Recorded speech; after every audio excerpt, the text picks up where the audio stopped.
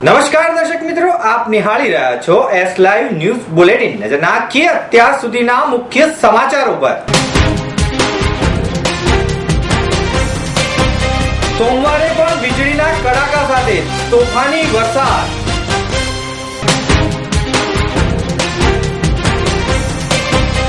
નોટરીની ફીના દરોમાં કરાયો સુધારો.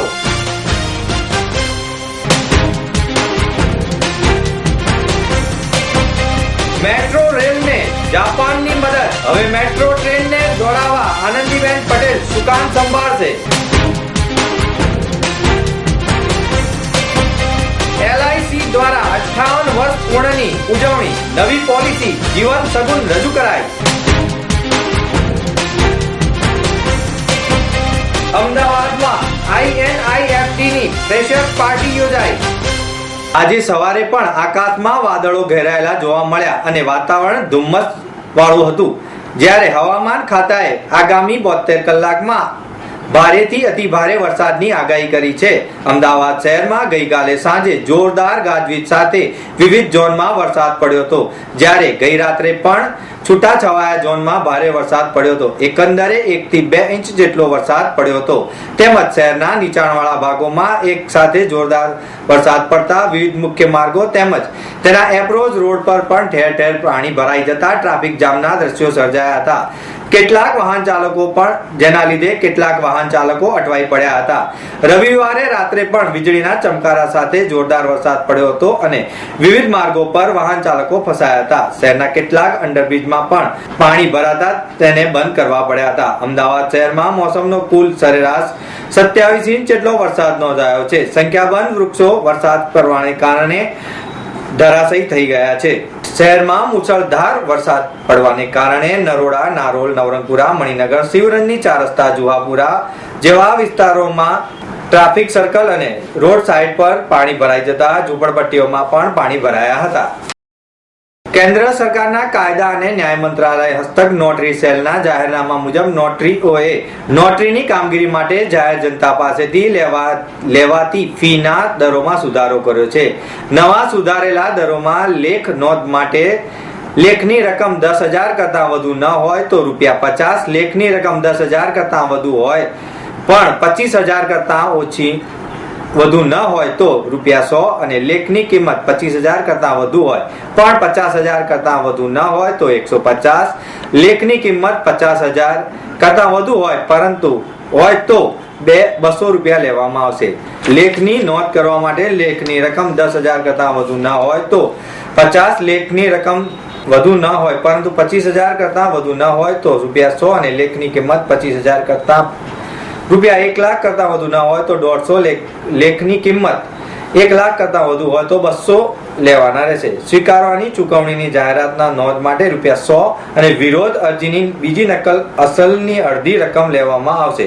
વધુમાં કોઈપણ લેખની બજવણીની ખરાઈ કરવા, પ્રામાણિકતા કરવા, પ્રમાણિત કરવા અથવા તો સાખ કરવા માટે ₹35 અને સુદ્ધત જામગીરીને સ્વીકારવા અથવા તો ચકાસણી અથવા તો માગણી માટે કોઈપણ પ્રોમિસરી નોટ, હુંડી અથવા વિનિમય પત્ર રજૂ કરવા માટે ₹50, કોઈપણ વ્યક્તિનું સોગંદનામું કરવા માટે ₹35 લેવાશે. કોઈપણ ખત અમલમાં લાવવા ધારેલ હોય તે સ્થળના કાયદાને અનુરૂપ હોય તેવા નમૂનામાં અને ભાષામાં ભારત બહારના કોઈપણ સ્થળ અથવા કોઈપણ દેશમાં અમલમાં લાવવા ધારેલ કોઈપણ ખત તૈયાર કરવા તેમજ ખતની સાખ અથવા તો પ્રમાણિત કરવા માટે ₹200, એક ભાષામાંથી બીજી ભાષામાં કોઈ પણ દસ્તાવેજનું ભાષાંતર કરવા અને ભાષાંતરની ખરાઈ કરવા માટે ₹100 લેવામાં આવશે.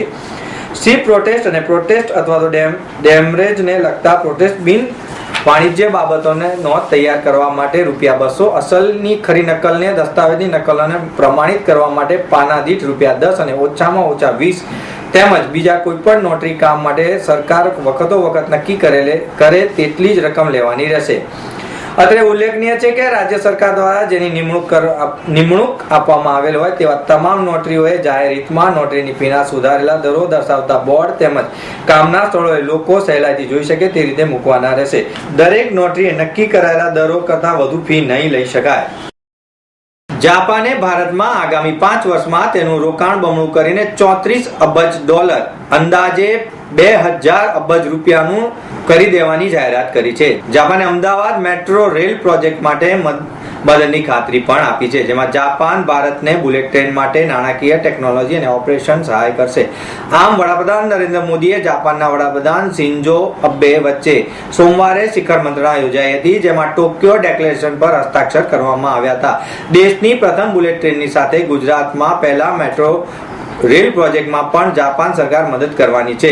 જાયકાએ અમદાવાદ ગાંધીનગર મેટ્રો પ્રોજેક્ટ માટે ભારત સરકારને 30 વર્ષ માટે 1.40% દરે $5,968 કરોડની લોન મંજૂર કરી છે. અમદાવાદ ગાંધીનગર વચ્ચેના મેટ્રો રેલ પ્રોજેક્ટના અસરકારક અને ઝડપી અમલીકરણ માટે વર્ષ 2012માં બનાવેલી ઉચ્ચ સત્તાધિકાર સમિતિની બીજી વખત ફેરફાર કરવામાં આવ્યો છે.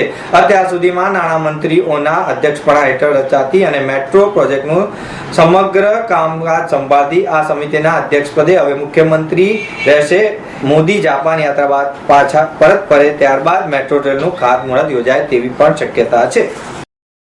Life insurance corporation of India તારીખ 1/9/1956 ના રોજ અસ્તિત્વમાં આવી. ત્યારથી રાષ્ટ્રની સેવામાં અને વિશ્વાસમાં 58 વર્ષ એણે પૂર્ણ કર્યા હતા. લાઈફ ઇન્સ્યોરન્સ કોર્પોરેશન ઇન્ડિયાએ તેની શરૂઆતથી જ રાષ્ટ્રના નાણાકીય અને માળખાકીય વિકાસમાં અગ્રેસર રહ્યું છે. પેઢી દર પેઢી લોકોએ LICમાં મૂકેલા વિશ્વાસને કારણે તેઓએ અને તેમના પરિવારે નાણાકીયની સ્થિરતા મેળવેલ છે. Life insurance corporation of India પાછલા 14 વર્ષથી 23% જેટલી કંપની સાથે હરીફાઈ હોવા છતાં પણ માર્કેટ શેરની બાબતમાં પોલિસીમાં 84.44% તથા 90 કરોડથી પણ વધુ પ્રીમિયમની આવક મેળવી પ્રથમ પ્રીમિયમ 75.33%નો હિસ્સો ધરાવે છે. હાલમાં 14 જેટલી વિવિધ યોજનાઓ અમલમાં છે. જ્યારે તેની સ્થાપનાના વર્ષ પૂર્ણ થાય છે તે સંદર્ભે એક નવી યોજના જીવન સગુનની રજૂઆત કરવામાં આવી છે. LIC તેની ઝોનલ, વિભાગીય, બ્રાન્ચ, સેટેલાઇટ અને મિની ઓફિસ મળીને સમગ્ર દેશમાં કુલ 5000 જેટલી ઓફિસો ધરાવે છે. આ અંગેની વિગતો આપતા અમદાવાદ શહેરના સિનિયર ડિવિઝનલ મેનેજર અજય કુમારે જણાવ્યું હતું કે અમદાવાદ વિભાગે ગયા વર્ષે 31/3/2014 સુધીમાં 4,33,404 પોલિસીનું વેચાણ કરી 649.60 કરોડનું પ્રથમ પ્રીમિયમ મેળવ્યું હતું, જ્યારે 30/8/2014 સુધીમાં 59,554 પોલિસીના વેચાણ સાથે 117.58 કરોડનું પ્રીમિયમ મેળવેલ છે. અમદાવાદ વિભાગના દાવા પતાવટની કામગીરી બાબતે તેમણે જણાવ્યું હતું કે 31/3/2014 ના રોજ 8,675 મૃત્યુ દાવાની તથા 2,68,093 પાકતી મુદતના દાવાઓની ચૂકવણી કરાઈ છે, જેની રકમ અનુક્રમે 132.83 કરોડ તથા 1,043.36 કરોડ થાય છે. આમ અમદાવાદ વિભાગની કામગીરી ખૂબ જ સરળ અને સુગમ રહી છે, તેમજ ગ્રાહકોને તકલીફ ન પડે તે માટે અમદાવાદ વિભાગ દ્વારા ખાસ કેન્દ્રો પણ શરૂ કરવામાં આવ્યા છે, એમ અમદાવાદ વિભાગના વડા અજય કુમારે જણાવ્યું હતું.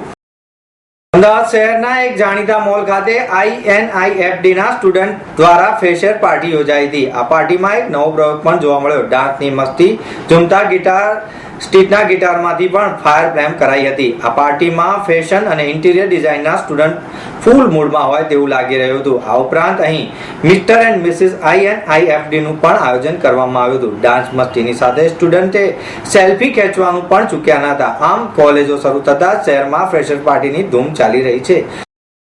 તો મિત્રો, આ હતા અત્યાર સુધીના મુખ્ય સમાચારની ખાસ ગતિવિધિ માટે આપ નિહાળતા રહો S Live ન્યૂઝ બુલેટિન. નમસ્કાર.